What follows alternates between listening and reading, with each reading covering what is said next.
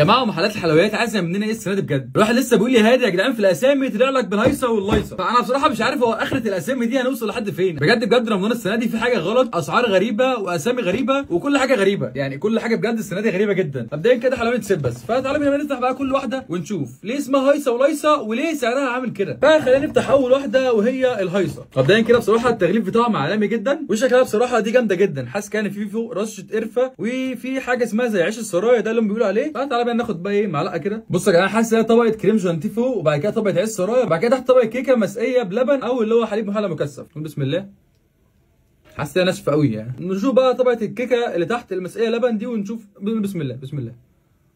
دسمه قوي مسكره قوي. انا بس مشكلتي مع الطبقه اللي فوق دي يا جدعان، الطبقه اللي فوق دي صوتها هيكون باين مش عارف في الكاميرا بس ناشفه قوي يعني.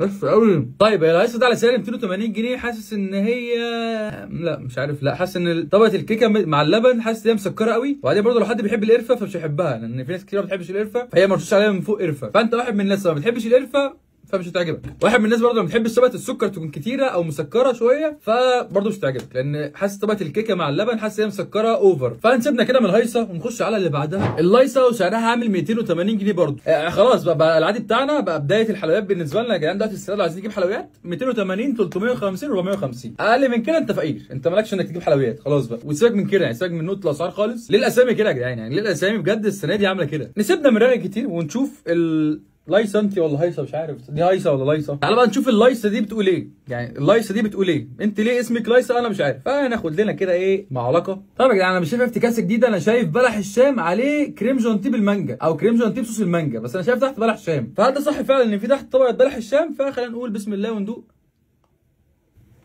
حصل فعلا بلح الشام بكريم جانتيه بالمانجا بصوص مانجا، ولا جديد ولا اي حاجه، بلح الشام عادي خالص بكريم جانتيه متغرق كريم جانتيه عايم في الكريم جانتيه بالمانجا، ويحط لك من فوق ايه بعض قطع المانجا زي ما بقول لكم. نسيبنا من الجزء الاول نخش على الجزء الثاني، وده شايف فيه مكسرات فوق وكريم جانتيه من فوق، بس ربنا يستر وما يكونش تحت برضه بلح الشام، لان انت كده انت ما عملتش حاجه جديده. فخلينا نشوف هل ده فعلا بلح الشام ولا لا. انا شايف كميه طبقه كريم جانتيه فوق كتير جدا، فخلينا نقول بسم الله.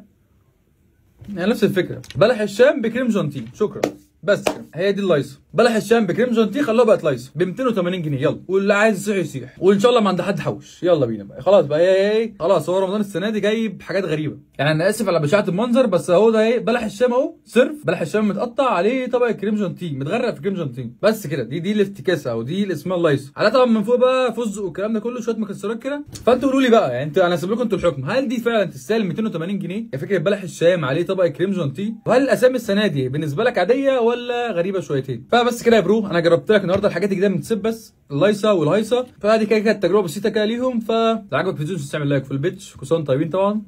سلام.